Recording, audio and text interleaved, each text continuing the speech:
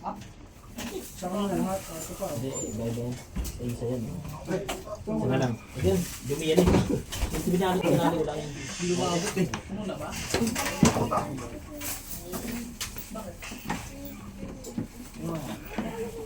Ang gold maigkuan. Upo kayo. Yung manok mo. Saksa ko talaga para sa Mexico yung ano.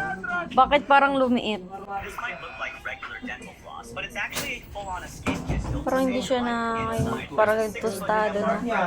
No? Parang hindi siya yung tostado talaga na ano, or ganyan lang talaga siya. Ako sa tingin mo na yung manok. Bakit? Nok! Nok! Wake up, Nok! Ay! May pa ganyan.